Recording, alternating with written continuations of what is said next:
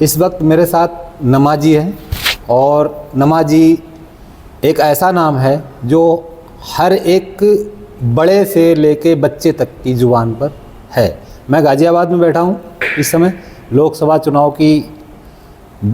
का बिगुल बज चुका है और लोकसभा चुनाव 2024 गाज़ियाबाद की दावेदारी नमा ने की है। इंडिया का नाम भारत करने को लेकर याचिकाकर्ता भी आखिरी नमा है। आइए बात करते हैं और तथ्यों पर होगी हमारी बात। और अहम बात यह है कि सही और गलत का आकलन कैसे किया जाए, ये बात बेहद अहम है और इसको समझना भी बेहद ज़रूरी है। तो नमा जी, आपका हमारे चैनल में स्वागत है। नमस्कार, सभी स्वस्थ रहे, सभी खुश रहें।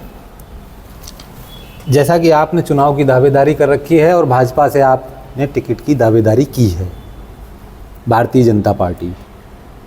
सबसे पहले वीके सिंह जी यहाँ पर सांसद, लगभग 2 बार के सांसद हैं और वीके सिंह जी सबसे योग्य उम्मीदवार माने जा रहे हैं। ऐसा मैं नहीं कह रहा हूँ, ऐसा जो अब तक सुना जा रहा है।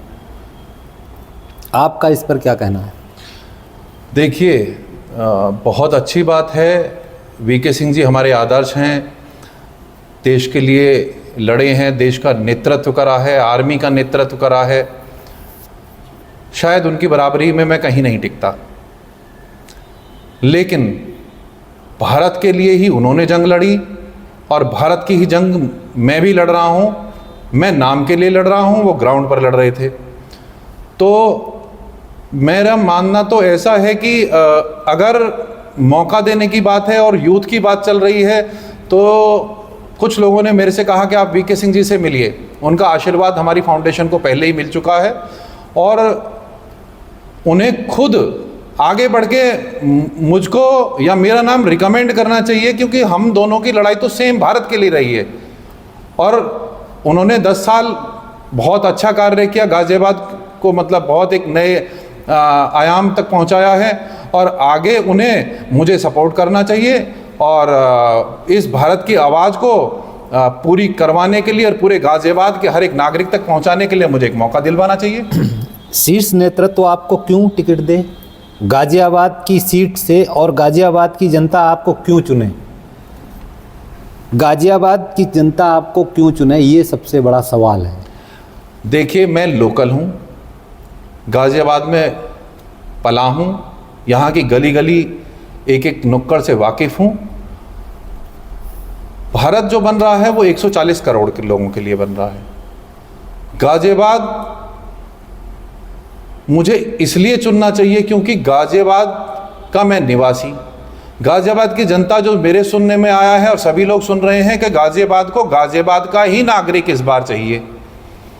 और खिलाड़ी मैं रहा हूँ, इंटरनेशनल लेवल पे रिप्रेजेंट कर चुका हूँ, लीडरशिप में सक्षम हूँ और हर नागरिक के 140 करोड़ नागरिक भारत के नागरिक बनेंगे तो वो गाज़ियाबाद से आवाज़ उठी है और गाज़ियाबाद का नाम इतिहास में दर्ज हो कि एक गाज़ियाबाद के शख्स ने, नमा ने, और नमा के साथ पूरे गाज़ियाबाद के 30 लाख लोगों ने मिलके एक नया आयाम इतिहास रचा और उत्तर प्रदेश के 25 करोड़ लोगों ने और 140 करोड़ भारतीयों ने विश्व पटल पे मोदी जी के थ्रू अपने देश का नाम दुनिया के सामने रखा, जो था भारत। तीसरा सवाल, गाज़ियाबाद की जातीय जो समीकरण है, समीकरण जो है उस पर जो भी चर्चा चल रही है, इस पर आपका क्या कहना है? चूँकि कोई ठाकुर, कोई ब्राह्मण, कोई अदर कहता है, तो इस पर आप थोड़ा बताएं, प्रकाश डालें। देखिए, ये मेरे सुनने में भी आया। मेरा नाम नमा है, मेरे आगे पीछे ऊपर नीचे मैं कोई सरनेम या उपनाम या यूज़ नहीं करता। तो जातीय समीकरण तो वहीं ख़त्म हो गया था जिस समय मैंने अभी एक पीछे प्रेस वार्ता हुई थी, उसमें प्रेम बिहारी नारायण रजदा सक्सेना जी के लिए मैंने एक मांग करी थी कि जिस शख्स ने 6 महीने कमरे में बंद होकर लिखा संविधान, उन्हें मिलना चाहिए भारत रत्न, और इस आवाज़ को मैं ऊपर उठाऊंगा और माननीय मोदी जी तक पहुंचा के रहूंगा। खेल आपको जाति और धर्म से अलग कर देता है और सारा गाजियाबाद जानता है कि मेरा जाति और धर्म से कोई लेना देना कभी नहीं रहा और ना होगा। मैं सिर्फ इंसानियत की बात करता हूं और इंसानियत की राजनीति करने आ रहा हूं और इंसानियत के लिए ही लड़ रहा हूं, भारत के लिए लड़ रहा हूं, भारत के नागरिक के लिए लड़ रहा हूं। जाति से मेरा कोई लेना देना नहीं है और जातीय समीकरण अगर बदलने हैं और जाति से उठ के आगे चलना है तो पार्टी को या भारतीय जनता पार्टी को इस पे विचार करना चाहिए कि धर्म और ये जो राजनीति और जातिवाद की जो बातें चल रही हैं ये एक सिरे से खारिज कर दी जाए। सबसे अहम बात एक और है, जो चौथा सवाल है हमारा, कि इंडिया गठबंधन या अन्य दल या फिर आज़ाद उम्मीदवार, इन सब पर जो चुनाव लड़ रहे हैं, क्या आप इन्हें अपना प्रतिद्वंदी मानते हैं? देखिए, प्रतिद्वंदी तो अगर कोई भारत विरोधी है, कोई दल या कोई शख्स, जैसा मैंने अभी कहा कि 30 लाख वोटर क्या 140 करोड़ क्या 30 लाख क्या 25 करोड़ सारे ही तो मेरे हैं, तो प्रतिद्वंदी तो मैं किसी को नहीं मानता। लेकिन अगर किसी की इच्छा हो कि हाँ मुझे मैदान में आना चाहिए या मुझे अपने जाति समीकरण या धर्म के समीकरण या फिर भारत के अगेंस्ट में हटके, क्योंकि देखिए इंडिया पूरी तरीके से हट चुका है। इंदौर पहला पालिका बनी, नगर पालिका, जहां के मेयर ने इंडिया शब्द को पूर्णतः रूप से हटा दिया गया। माननीय आदित्यनाथ योगी जी के गोरखपुर की नगर पालिका उत्तर प्रदेश की पहली नगर पालिका बनी जहां से इंडिया शब्द को हटा दिया गया पूर्णतः रूप से। अब मैं चाहता हूं कि यहां से भी इंडिया शब्द को हटा दिया जाए और दोबारा वही बात आती है प्रतिद्वंदियों की, तो मैं चाहता हूं कि एक ऐसा इतिहास लिखा जाए कि जिस शख्स ने भारत के लिए, अपने लिए नहीं, मुझे कोई राजनीति का लालच नहीं है, कोई टिकट का लालच नहीं है, कोई लिस्ट में आने का लालच नहीं है, कोई भारतीय जनता पार्टी का लालच नहीं है, मेरा दिल और खून भारत के लिए है और पसीना भारत के लिए है।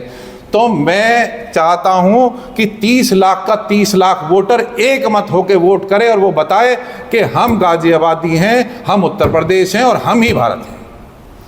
पांचवा और आखिरी सवाल, मान लीजिए आपको टिकट मिल गया तो आप कितने वोटों से जीत दर्ज कराएंगे? क्योंकि ये भी एक अहम मुद्दा है। इस मुद्दे का उत्तर तो मैंने इन्हीं सवालों में दे दिया।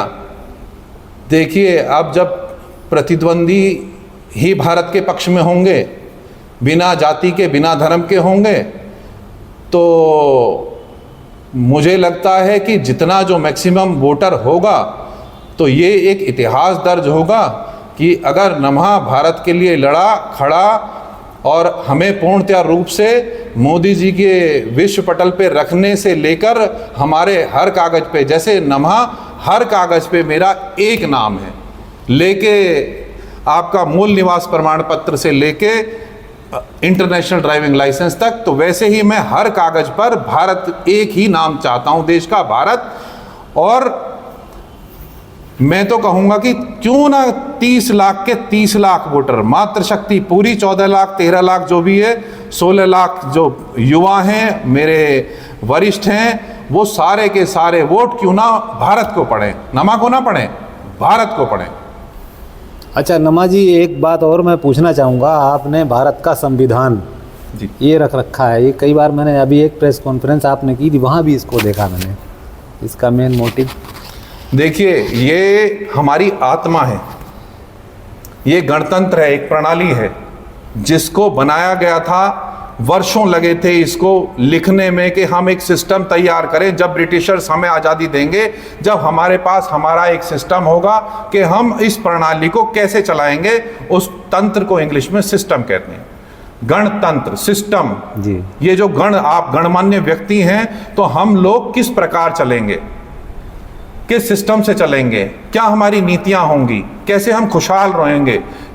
बाबा साहब भीमराव अंबेडकर जी ने कहा था कि हमें ऐसा एक फ्री भारत बनाना है जो दुनिया में एक अलग ही पहचान बनाए और एक अलग ही स्वरूप दे पूरी दुनिया को।